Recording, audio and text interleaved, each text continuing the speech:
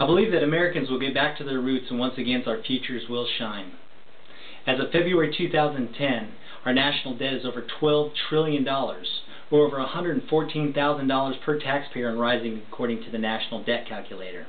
Our unemployment rate is 9.7%. CFR.org published that 12,000 jobs leave per month according to Boston-based consultant firm Forrester, and by 2015, 3.3 million jobs will have moved overseas.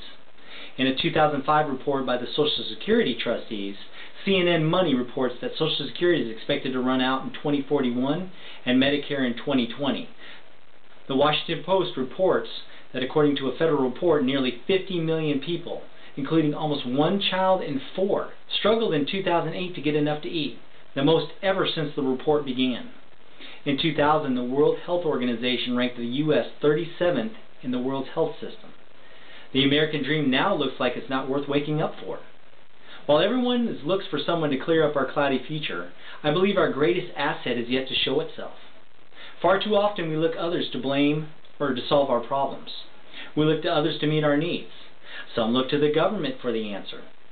Yet our government right now borrows money for today without thinking about tomorrow. I believe that the American people will get back to their roots and once again be a leader in this free world. In the past, Americans have come together for freedom, for justice, and against those who do wrong. I believe we will soon come together united for one purpose, which will not be to get what we can today and not to worry about tomorrow. Not to pass laws that serves the few while ignoring the many. Not to waste taxpayers' dollars while children in the most prosperous nation ever go hungry every night. I believe that we will come back to believing the American dream, that anything is possible if you work hard and treat things right, that our kids will have it better today than we do now, and we will raise them up to believe that they can accomplish anything if they work hard and do right by others.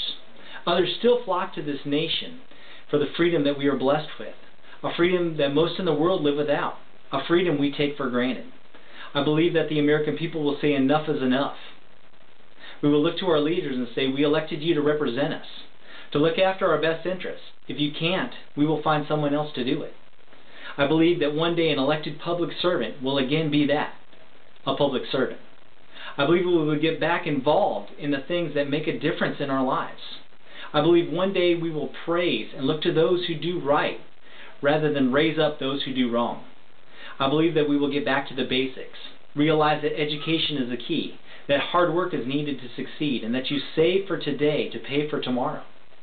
I believe that the American business and American workers will come to a realization that a fair day's work deserves a fair day's pay.